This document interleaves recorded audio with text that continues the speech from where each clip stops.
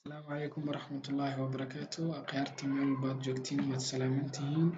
salaan kadib cashirkeenii ayaan sii wadan doonaa complex number oo problems la xiriiro haddii lagu siiyo I power 3 I power 4 I power 23 and I power 9 sidee ku xali kartaa haddaba waxaan ognahay in I is equal to inay lamid tahay negative 1 so haddii aan square gareeyo so I square gareysan is equal to square root of negative 1 oo la square gareeyo so I square gareysan waxay lamid tahay negative 1 because square iyo kana isku baxeen so halkan waxaa kaaga soo baxaya I square inay lamid tahay negative 1 so haddii aan ku bilaabno inaan xalino qaybtan ugu horeyso I power 3 waxaan qori karnaa I times I square ayaa loo qori karaa I squared na waxay lamid tahay negative 1 sida inta aan kasoo qaadanay so I power 3 waxay lamid tahay I times negative 1 which is negative I power 3 waxay lamid tahay negative I qaybta kaleeto number 2 ah I power 4 haddii xali lagu dhaho waxaa same ayaad u xalinaysaa I squared ayaad baxsanaysaa lagu dhuftay I squared ayay noqonaysaa so waxaa kugu soo baxaya halkan negative 1 ayay tan lamid tahay times negative 1 so waxay kula mid noqonaysaa positive 1 ayaa ku soo baxayso so I power 4 waxay lamid tahay 1 ayay lamid tahay sida cashir ku qaadanay haddii qaybta kaleeto ah iyadana I power 9 oo xali lagu dhaho I power 23 I mean so I power 23 waxaa loo qori karaa I lagu dhuftay I power 22 okay waxaan usii qori karnaa I in lagu dhuftay I square gareysan oo lagu square gareeyo ama power so I times I squared power 11 ay lamid tahay haddaan sii kala furfurno xisaabtan waxaa noo soo baxaysa markaas I lagu dhuftay numberka halkan kugu jiro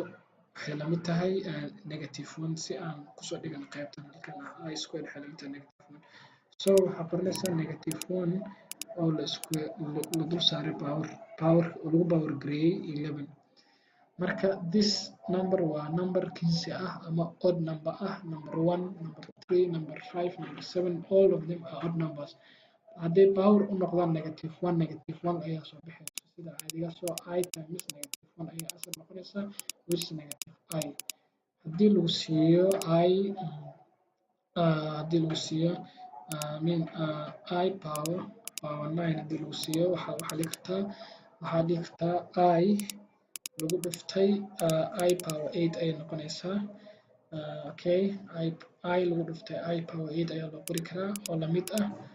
I waxay lamid noqonaysaa I lagu dhuftay I square gareysan power 6 so I square gareysan haddii aan square gareyno waxaa halkan nooga soo baxayo waa negative 1 I square waxay lamid tahay negative 1 cashirka halka qaybtan ku bilaabnay so we can rewrite that one inay noqoto I squared I lagu dhuftay negative 1 power 6 haddii negative 1 lagu power gareeyo number oo dhaban ah ama even number haddii lagu power gareeyo sida number 4 number 6 number 8 number 10 number 12 negative 1 waa isbedelay oo 1 ayaa soo baxayo so answer waxay noqonaysaa I lagu dhuftay 1 which is I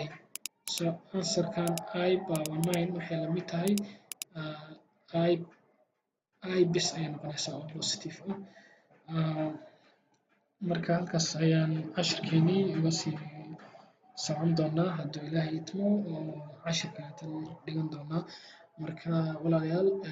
subscribe noo dheh pagekeena wixii commenti ah ama talo ah ama tusaale ah qaybta hoose noogu soo qor adigoo mahadsan asalaamu calaykum waraxmatullaahi